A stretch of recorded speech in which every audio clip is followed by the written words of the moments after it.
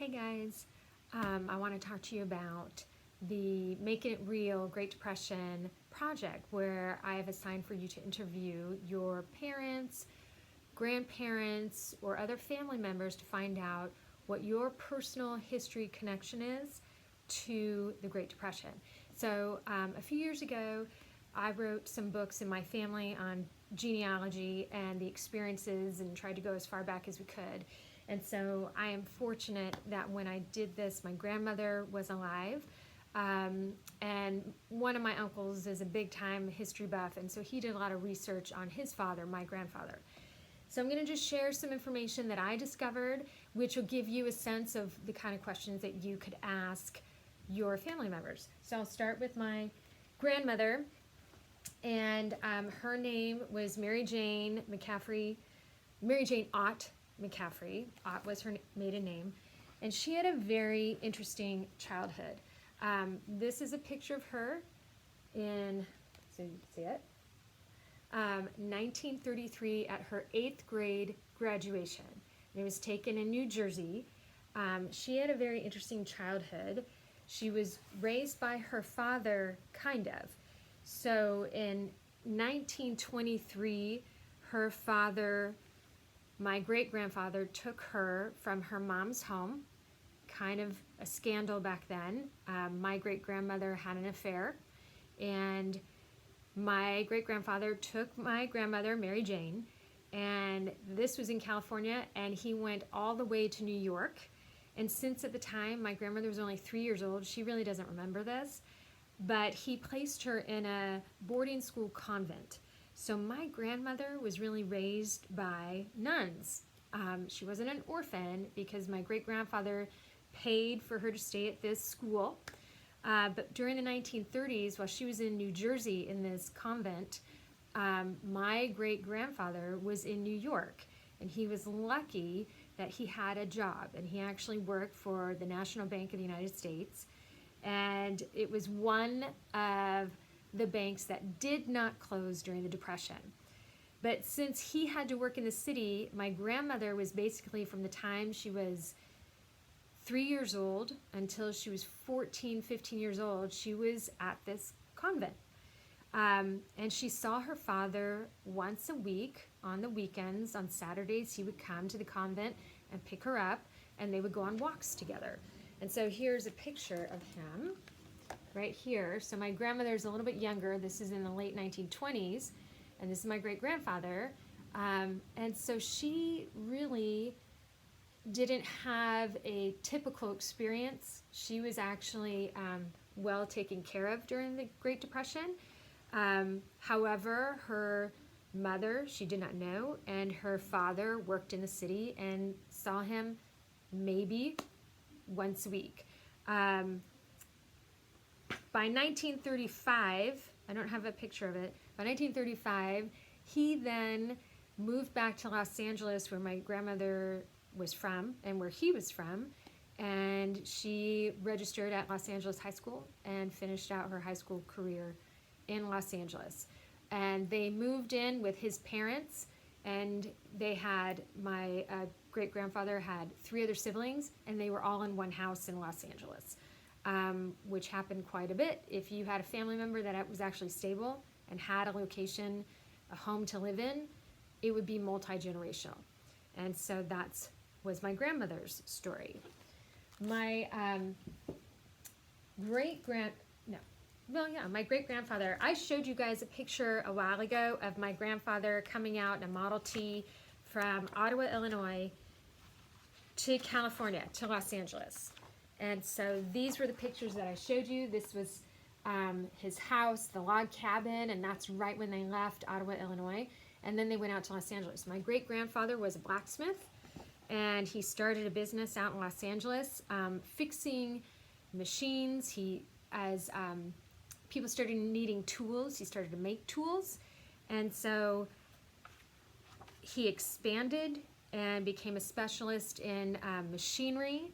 And so here's a picture of my great-grandfather and my grandfather in Los Angeles, and they became one of the largest machine shops in Los Angeles and California. He was able to set this up before the Great Depression. So when the Depression came, he was well established. And because of that, my great-grandfather actually benefited during the Great Depression by the New Deal put together by FDR, which you've read about. And FDR tried to create all these government work programs to get people back to work. So he hired construction crews to fix buildings and build buildings, build highways and bridges. He hired, through FDR's programs, he hired tons of artists to beautify our cities. That's the first time where you might have seen murals throughout urban centers. Landmarks that we know of started to be built. One of the most prominent is Mount Rushmore. So that was a New Deal project. So my grandfather and his family benefited from the New Deal because the government put my grandfather to work, and my great-grandfather was able to rent out machinery, help build the roads in Los Angeles, in kind of the ritzy areas down in Orange County, California. My great-grandfather helped establish those new suburbs and roads, and the local government wasn't able to pay him at one point during the Great Depression and offered him waterfront lots and to own as payment. And my great-grandfather, now we're like, what? Turned the government down and said, no, just pay me when you can, because he didn't think those oceanfront lots would be worth anything. Now those lots, I mean, $10 million if you go on California property. So it is what it is, right? So here's another picture of my grandfather and his cousin, and this was taken in 1932. And so this is my grandfather and his cousin, and they are actually up in the mountains, in the California mountains, and they're on a hike, and this is him as a little boy. And then this last picture I want to show you, this is my grandfather in high school in 1935. He went to a Catholic high school in Los Angeles, which was a private high school. So that again tells you my grandfather's family was actually very secure during the Great Depression because of the type of industry that they had, which was construction and mechanics. And by the end of the 1930s, my great-grandfather expanded his shop not only to build machinery, but then rent out machinery to the government and then fix it all. So, and that lasted through the 1970s, that the MPM McCaffrey Inc. workshop was one of the largest construction manufacturing companies in the West Coast. But so here's a great picture. So there's my grandfather in high school. That's his senior portrait. And then this picture is of him and his track team in 1935. Next week, you are going to learn how important sports became during the 1930s. Since people didn't have much, sports were entertainment, and if people had their radios, it was something for them to listen to.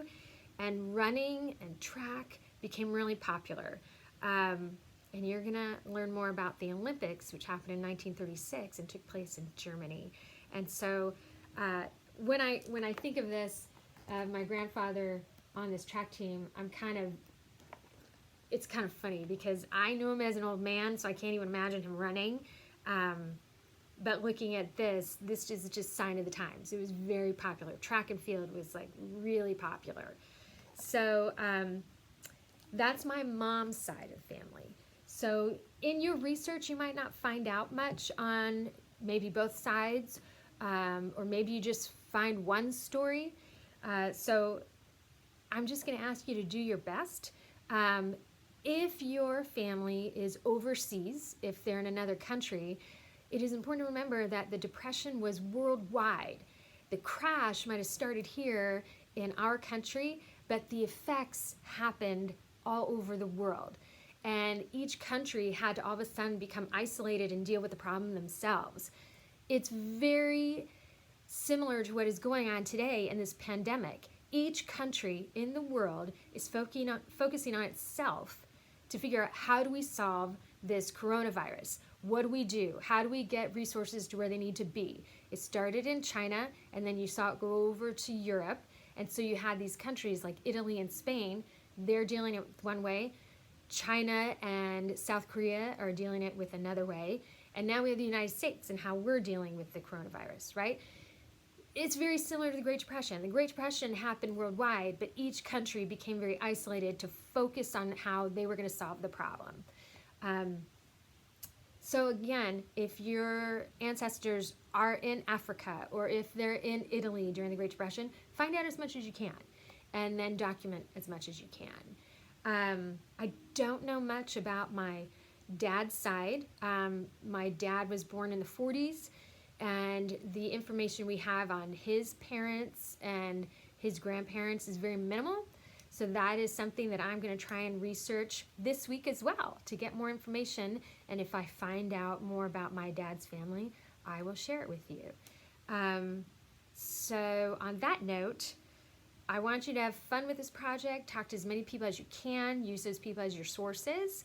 And use your ELA skills to write the best report on this Making It Real experience as you can.